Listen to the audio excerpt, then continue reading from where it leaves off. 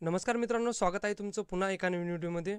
मित्रांनो, तुमच्या घरातही जी 55 वयापेक्षा जास्त वयोवृद्ध व्यक्ती राहत असतील, तर महाराष्ट्र सरकारने नवीन योजना सुरू केलेली आहे, जिचं नाव आहे सन्मान धन योजना.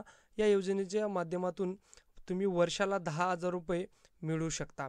मित्रांनो, या योजनेचा निकष काय आहे, पात्रता काय आहे आणि कशाप्रकारे तुम्हाला अप्लाय करायचं आहे, कोणकोणते डॉक्युमेंट्स लागणार आहे, याची संपूर्ण माहिती मी तुम्हाला या व्हिडिओमधून देत आहे. व्हिडिओ शेवटपर्यंत बघा आणि जरी चॅनलवर नवीन असाल तर चॅनल सबस्क्राईब करून घ्या, जेणेकरून असेच माहितीचे व्हिडिओ तुमच्यापर्यंत पोहोचत राहतील. चला तर मित्रांनो, कुठलाही उशीर न करता सुरू करूया व्हिडिओ. मित्रांनो, ही योजना महाराष्ट्र सरकारने 2024 मध्ये सुरू केली होती, जिचं नाव आहे सन्मान धन योजना. ज्या योजनेचे अंतर्गत 55 वर्षापेक्षा कामगार जे लोक असतील त्यांना 10,000 रुपयेपर्यंत मानधन हे सरकार देणार आहे.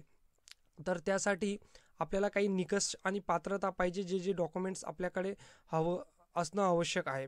ही योजना सुरू केलेली महाराष्ट्र सरकारने आणि घरकाम करणाऱ्या महिला तसेच घरेलू कामगारांना आर्थिक मदत म्हणून ही योजना आहे.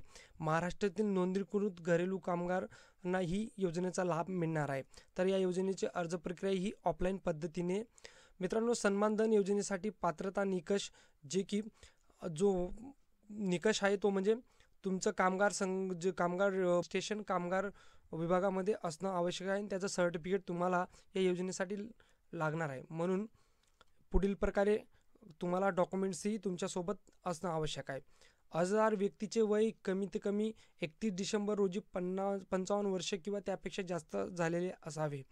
त्यानंतर अर्जदार व्यक्ती हा बांधकाम कामगार विभागात अंतर्गत महाराष्ट्र घरेलू कामगारात कल्याण मंडळात त्याची नोंदणी झालेली असणे आवश्यक आहे. जे की मी तुम्हाला या पहिले पॉईंट सांगितला की तुम्हाला तुमचं बांधकाम विभागामध्ये तुमचं रजिस्ट्रेशन झालं आवश्यक आहे. तुम्ही जर यापूर्वी या योजनेचा लाभ घेतला असेल तर तुमचा हा अर्ज बाद होऊ शकतो किंवा रिजेक्ट होऊ शकतो. त्यानंतर तुम्हाला कशा प्रकारे हा अर्ज अप्लाय करायचा आहे, तर त्यासाठी तुम्हाला प्रथम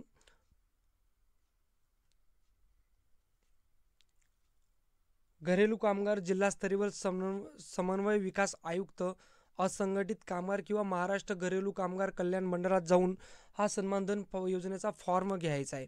त्यानंतर तो तिथे संपूर्ण भरून सादर करायचे, जे डॉक्युमेंट्स लावून त्याच्यात तुमचा आधार कार्ड असेल, फोटो पासपोर्ट साईज फोटो असतील, रेशन कार्ड असतील, या सगळे डॉक्युमेंट जोडून आणि त्याचबरोबर कामगार विभागामध्ये जो नोंदणी झालेला तुमचं सर्टिफिकेट असेल तेही या फॉर्मसोबत जोडायचे. योजनेचा फॉर्ममध्ये विचारलेली सर्व माहिती तुम्हाला काळजीपूर्वक भरून घ्यायची. त्यानंतर तुमचे कागदपत्रे सगळे जोडायचे. जर तुमचे वय 55 वर्ष असेल तर तुम्ही घरेलू कामगार कल्याण मंडळात नोंदणी करून घेणे आवश्यक आहे. जर तुम्ही नोंदणी केली पण नसेल तर तुम्ही तिथे जाऊन नोंदणी करू शकता आणि ते सर्टिफिकेट घेऊन तुम्ही या फॉर्मला जोडू शकतात. त्यानंतर तुमचा फॉर्म हा सक्सेसफुली तुम्ही सबमिट करू शकता. तर अशा प्रकारे तुम्ही या योजनेसाठी अप्लाय करू शकतात. जरी तुमच्या घरामध्ये 55 वर्षापेक्षा जास्त वृद्ध असतील किंवा कामगार भवनमध्ये ज्याचं रजिस्ट्रेशन झालेलं असेल अशी व्यक्ती कोणी असेल तर त्यांच्यासाठी ही योजना खूप महत्त्वाची आहे. तर या योजनेमधून तुम्ही वर्षाला 10,000 रुपये घेऊ शकतात. मित्रांनो, जरी व्हिडिओ आवडला असेल तर चॅनल नक्की सबस्क्राईब करून घ्या आणि गरजू व्यक्तीपर्यंत हा व्हिडिओ नक्की शेअर करा. धन्यवाद.